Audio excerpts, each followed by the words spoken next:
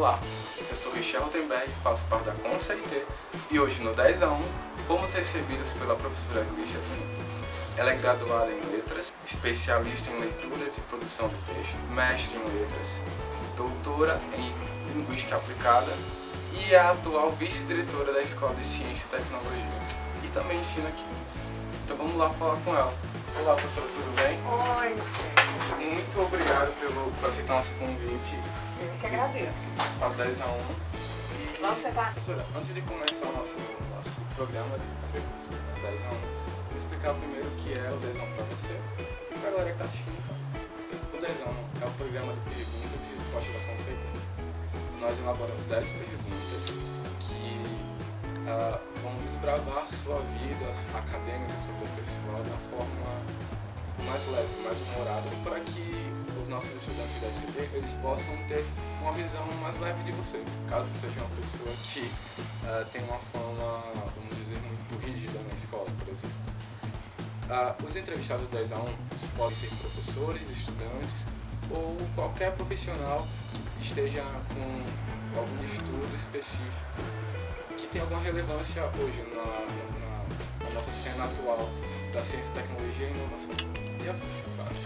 Então vamos começar? Vamos começar. Glícia, você joga videogame? Eu não sou da geração videogame, sou um pouquinho mais velha. Na época em que eu era criança, a gente jogava muito, mas era xadrez, dama, essas outras coisas. Mas assim, eu me interessei pelos videogames por causa do meu filho, que é adolescente e que é fascinado por videogames, né? Então o que eu queria? Eu queria entender como é que é a lógica do videogame, como é que o videogame se estrutura em termos de práticas de leitura e escrita e aproveitar isso para desenvolver o que eu quero, que é leitura e escrita. Então, pensando nessa macroestrutura dos videogames, é que eu comecei a jogar. Então, quer dizer, eu não jogo videogame porque sou da geração videogame, mas assim, eu comecei a jogar e alguns eu acho que são mais interessantes. Qual é o seu jogo preferido? Ai, eu tava com medo dessa pergunta. Olha, eu confesso pra você que eu prefiro jogos que tenham roteiro. E aí, sempre acontece de, por exemplo, quando eu tô chegando à minha casa e meu filho tá jogando, eu jogo com ele, mas eu não decoro os nomes. Eu tava preocupada sempre com o roteiro, como é que aquela coisa funcionava, eu não me preocupava bem com o nome do videogame, porque não era bem isso que eu queria, era outra história. A primeira pergunta, você joga videogame, mas é porque você tem um projeto de pesquisa, né, que trata sobre jogos virtuais e a competência na leitura e na escrita das pessoas que jogam. Aí como é que dá isso? Como é que a gente pode... o que seria a sua análise exatamente? O pessoal, eles leem Os Sertões, leem um Fernando Pessoa, enquanto jogam Assassin's Creed, jogam algum RPG online? Não é nada disso. Então, eu tive um orientando de mestrado, o Francisco Gelsi da Silva, que ele sim joga muito videogame e juntos a gente tentava entender como é que acontecia o roteiro, como é que era o roteiro do videogame, como é que ele se desenvolvia. E aí o que a gente percebeu? Que o roteiro do videogame requer muitas leituras.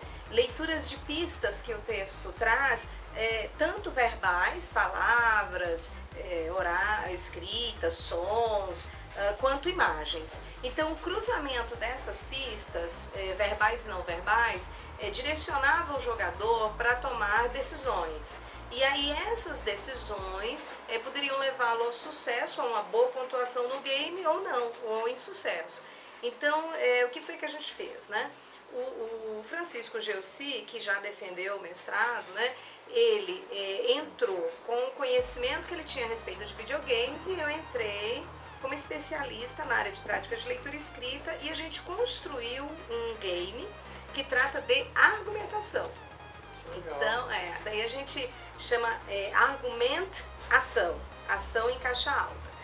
E aí o que acontece? Nesse game de argumentação há uma polêmica retirada da vida real, né? Por exemplo, pirataria, né? Dentro do tema pirataria. Pirataria é um ato ilícito ou pirataria é uma forma de movimentar o mercado, fazerem evoluir os produtos, alterar as relações de consumo, modificar os procedimentos de compra e venda e tal, né? Então, o nosso game, ele tem dois posicionamentos. Um que diz que a pirataria é um crime e o outro que diz que não, que a pirataria não é um crime. A pirataria é, inclusive, um estímulo para rever procedimentos comerciais. E aí há argumentos para cada uma dessas teses e o gamer tem de observar qual é o tema, qual é o recorte temático, qual é a tese 1, qual é a tese 2 e arregimentar os argumentos certos para cada posicionamento. E no fim, escolher qual é a conclusão mais adequada para cada raciocínio empreendido. Então, assim, a lógica de jogo, de jogabilidade, né, que é o termo mais adequado, essa lógica de jogabilidade, os procedimentos, as estratégias e tal, vem de videogame. Mas o nosso horizonte é pensar na argumentação. Você dá aula de PLE? 2. Isso. Que é prática de leitura e escrita, certo? Você acha que essa disciplina realmente é algo necessário no componente curricular do estudante de exatas e de ciências? Ou realmente é só para estar ali, para entrar no currículo? Não, eles também estudaram como ler e escrever direitinho durante a graduação. O professor Romerito e eu temos o prazer de sermos os pais de PLE. A gente batizou, a gente deu até o nome. O nome da disciplina fomos nós que escolhemos. E por que nós escolhemos práticas de leitura e escrita? Porque nós entendemos que a sociedade é regida pela escrita.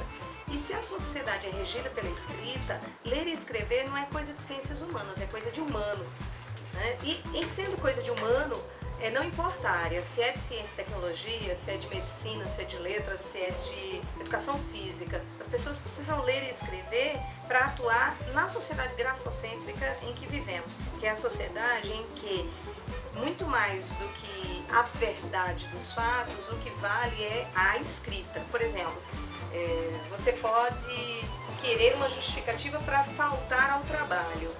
E aí você quer justificar que não vai ao trabalho porque um parente faleceu. Você não leva o corpo do parente falecido para justificar, mas você leva o atestado. Da mesma forma que, atestado de óbito, da mesma forma que se alguém supostamente é tida como falecida, em não sendo falecida, e mesmo estando presente, dizendo, olha, eu sou fulano de tal, eu não faleci, foi um equívoco, isso não é suficiente. É necessário que haja toda uma investigação, né, para que se veja o que foi que aconteceu com os documentos daquela pessoa, quem usou os documentos de forma equivocada, para que aí sim ela possa se constituir como sujeito. E aí é o novo RG, é o novo registro dessa pessoa que vai fazer com que ela, para a sociedade grafocêntrica, seja uma pessoa viva. Compreende como a escrita é até mais... A escrita vai além da vida e da morte. Não é? Nessa sua interpretação, então, no universo. Exato. E outra, nós estamos de tal forma mergulhados na escrita que a gente não tem como sair disso, né? A escrita é um mar que nos envolve a todos nós, seres humanos. Portanto, eu costumo dizer que eu não trabalho com letras, eu trabalho com tecnologia, a tecnologia da escrita. Na sua opinião, o domínio da língua materna, ela pode ser considerado uma forma de inclusão social? Olha, eu penso que atualmente saber falar, ler, escrever e ouvir bem é fundante, e não apenas na língua materna. Penso que as pessoas precisam ter pelo menos 2 línguas a partir das quais possam desenvolver suas relações mundo afora, né? Porque circunstancialmente hoje estamos em Natal, mas o mundo nos leva a diferentes lugares e nós temos de estar aptos a ir para esses lugares, né? Se você for a um país da Europa, por exemplo, a Itália, né? Na Itália, um taxista fala não apenas italiano, mas ele também fala inglês, né? Ele arranha espanhol, né? Então nós brasileiros que pensamos de forma até equivocada, que falamos a mesma língua no Brasil inteiro. Não é bem assim, não é?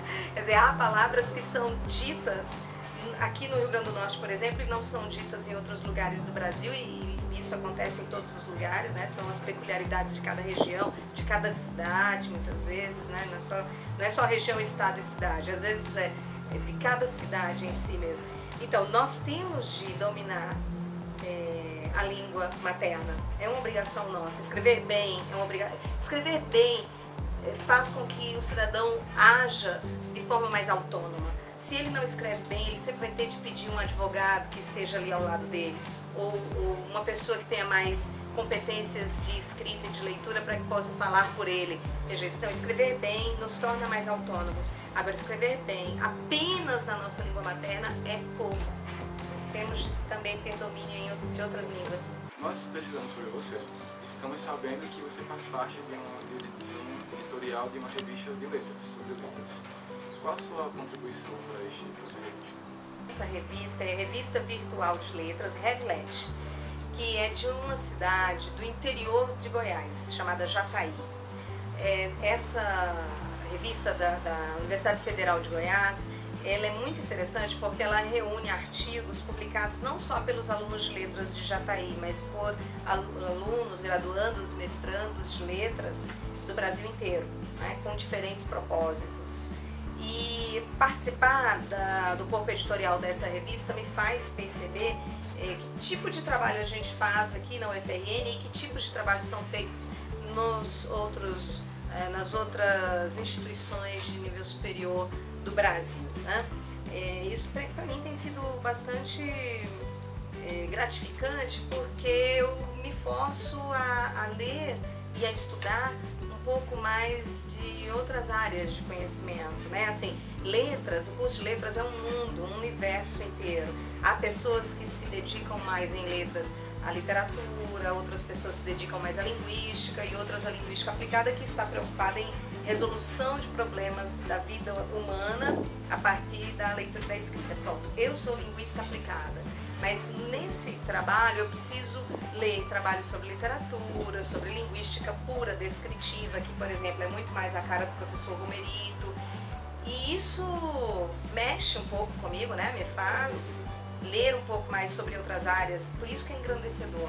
Tira você do conforto, né? Faz você ver outros pontos, né? Exatamente. Você faz parte dessa revista, né? Sua vida acadêmica toda baseada na leitura, tudo voltado para letras e tudo mais. E tirando a sua vida, suas leituras acadêmicas, né? Suas obrigações como professora e como pesquisadora na área, o que você mais gosta de ler quando está em casa? Comumente, quando as pessoas pensam em ler, pensam que ler significa ler livros. E dada a nossa tradição, significa ler livros impressos. Eu digo que não. Eu penso que ler faz parte da minha história de pessoa. Então, quando eu tenho um tempo de hobby, né? Não estou trabalhando, não estou lendo provas, nem atividades daqui da universidade, nem vendo projetos, nem... Tenho um tempo de leitura diletante, de leitura fruição. Eu gosto muito de ler, por exemplo, Fernando Pessoa. Eu gosto muito também, sempre gostei muito de Júlio Verne. Eu acho que e em especial os estudantes de ciência e tecnologia, deveriam ler Júlio Verne. Muitas das tecnologias que nós estamos vendo hoje foram pensadas na época em que Júlio Verne escreveu. Então isso é muito instigante. Eu também gosto muito de ler Sherlock Holmes, Agatha Christie. Deixa eu ver, o que mais? Eu gosto muito de ler na internet. Eu acho que esse é um diferencial. Eu gosto muito de ler na internet. E, por exemplo, ler sobre games, não é? Eu acho que é interessante. Ler sobre filme. Eu sou bem viciada em filmes e eu gosto muito de ler sobre críticas de cinema, né? Eu acho que é isso. Eu gosto muito de ler na internet. Você citou o Sherlock Holmes, né? Então a próxima pergunta tem a ver com o Sherlock Holmes. Durante os últimos 4 anos, você e Rex fizeram parte da direção da escola, né? Então, como dupla dinâmica, vocês estão mais Sherlock Holmes e Watson, Tom e Jerry ou Don Quixote e Sancho Panza? Mas essa você já perguntou mais difícil, né? Porque eu vou ter de caracterizar a mim e ao meu companheiro Rex, né? Olha, eu acho que assim, Rex e eu, nesses 4 anos, tivemos um grande desejo de fazer o melhor que poderíamos fazer na ECT. Mas nós não fomos formados para gestão. Eu sou linguista, ele é engenheiro e nós decidimos investir na gestão para engrandecer o trabalho da ECT, não é?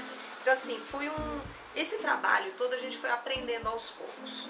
A gente foi aprendendo como é que trilhava o caminho, passo a passo, dia a dia. E hoje, na iminência de sair da gestão, eu acho que nós crescemos muito, nós aprendemos muito com isso. Tendo em vista esse caminho que foi trilhado dia após dia, isso me faz lembrar do paradigma indiciário. O paradigma indiciário é aquele em que você vê uma pista, reúne com outra pista, mais adiante pega uma outra pista e vai somando pistas para encontrar as melhores respostas para os grandes enigmas. Pois bem, isso é o que caracteriza o método de trabalho do Sherlock Holmes. Por isso é que eu penso que nós acabamos por nos aproximar do paradigma indiciário e, portanto, Sherlock Holmes e Watson. Você já foi à Bahia? Já fui à Bahia várias vezes, adoro a Bahia, mas a vez que eu gostei mais de ir lá foi quando eu fui com um grupo de estudantes aqui da ECT, né, para apresentar o trabalho do bacharelado em Ciência e Tecnologia, e nessa oportunidade ganhamos um prêmio. Isso para mim foi muito gratificante. E para terminar, trouxemos uma frase que queremos que você corrija ela, certo? Então, nós fomos e não encontramos ninguém. Nós voltemos com uma baita de uma rede. Da outra vez, nós não vai mais. Tá aqui para você analisar. Então, olha, se eu estivesse analisando na condição de linguista, eu iria dizer assim: nós fomos, não encontramos ninguém, nós voltamos com uma baita de uma raiva, da outra vez nós não vamos mais. Mas analisando como gestor, eu vou dizer assim, olha, que nós fomos, encontramos um monte de gente legal, voltaremos sempre e estamos de braços abertos. Isso é muito obrigado. Foi bem legal. Este foi o nosso 10-1 com o Grisha Tinoco. Esperamos que você possa participar também, entre em contato conosco pela nossa página no Facebook, o Conceito, o Concept lá, pode ser no YouTube, como assessoria de comunicação da ECT, ou pelo site, ou pelo e-mail, redacão@ect.frn.br. Nos vemos até mais. Obrigado, Grisha.